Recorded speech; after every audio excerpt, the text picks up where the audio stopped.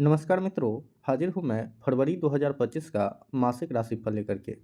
तो फरवरी में कैसा रहेगा आप सभी तुला राशि वालों के लिए धन, शिक्षा, स्वास्थ्य, व्यापार और प्रेम जीवन। आज हम इस विषय में विस्तार से चर्चा करेंगे। किंतु इससे पहले अभी तक आप लोगों ने चैनल को सब्सक्राइब नहीं किया है तो सब्सक्राइब कर लिया है तो धन्यवाद। अब विषय पर आते हैं और सबसे पहले स्वास्थ्य की बात करें तो आपका राशिपति शुक्र छठे भाव में उच्च के होके राहु के साथ स्थित है। जो कि शुक्र उच्च के होके छठे भाव में बैठे हैं तो यहाँ बैठे शुक्र सभी प्रकार के रोगों से रक्षा करने का कार्य करेंगे और उच्च के होने के कारण इम्यूनिटी भी अच्छी रहेगी। किंतु राहु भी छठे भाव में शुक्र के साथ है और यहाँ से अपनी नवम दृष्टि दूसरे भाव पर डाल रहे हैं। वही गुरु भी आपके दूसरे भाव को देख रहे हैं और गुरु रोगेश भी हैं। तो अपने खान पान को लेकर कोई भी लापरवाही न करे, क्योंकि दूसरा भाव खाने का होता है तो गलत खान पान की वजह से स्वास्थ्य में परेशानी हो सकती है। वही जो लोग किसी बड़ी बीमारी का शिकार है वे लोग डॉक्टर के संपर्क में रहें।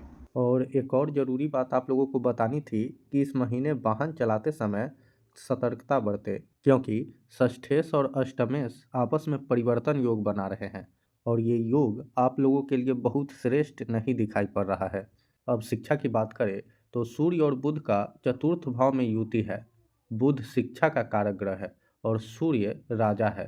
तो ऐसे में छात्र अपने पढ़ाई में बेहतर करेंगे और बेहतर करने के कारण स्कूल में किसी प्रकार का सम्मान मिल सकता है। फिर 12 फरवरी से सूर्य बुध पंचम भाव में पंचमेश शनि के साथ गोचर करेंगे।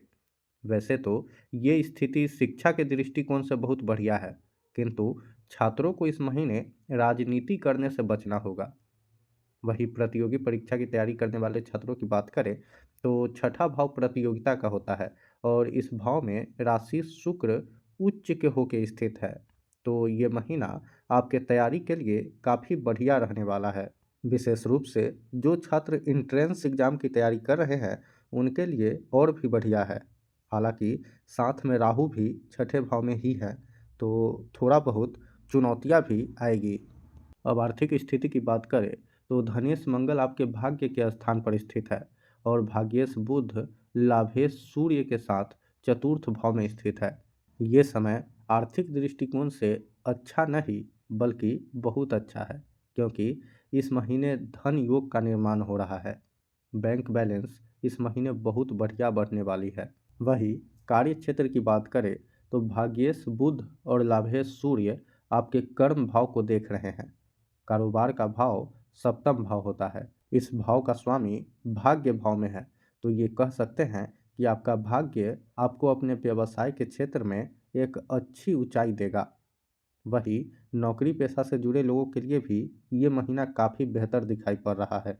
लेकिन जिन लोगों की जन्म कुंडली में राहु की स्थिति अच्छी नहीं है उन लोगों को अपने जॉब में उतार चढ़ाव देखना पड़ सकता है।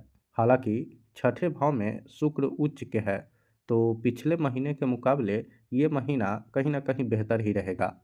अब प्रेम जीवन की बात की जाए तो इस महीने प्रेम जीवन अच्छा ही दिखाई पड़ रहा है, किंतु एक बात का ध्यान रखें कि प्रेम में किसी भी चीज़ की कामना करने से बचें, अन्यथा वही कामना तकलीफ का कारण बन सकता है। अब वैवाहिक जीवन की बात करें तो वैवाहिक जीवन काफ़ी अच्छा दिखाई पड़ रहा है। जीवन साथी के साथ धार्मिक यात्रा संभव है। इसके अलावे जीवन साथी को इस महीने धन लाभ भी बेहतर होने वाला है। कुल मिलाकर वैवाहिक जीवन काफ़ी अच्छा है। अब उपाय की बात की जाए तो इस महीने शुक्र और राहु की युति और सूर्य और शनि की युति, ये दोनों ही युति बहुत अच्छा नहीं है और जहाँ टकराव हो वहाँ पर बुद्धि की आवश्यकता पड़ती है। और बुद्धि के कारक कौन है? बुध है और शनि सूर्य के साथ ही गोचर कर रहे हैं। ऐसे में बुध को प्रसन्न करना बहुत आवश्यक है और बुध को प्रसन्न करने के लिए भगवान विष्णु का मंत्र ओम नमो नारायणाय नमः, इस मंत्र का 108 बार प्रतिदिन जप करें।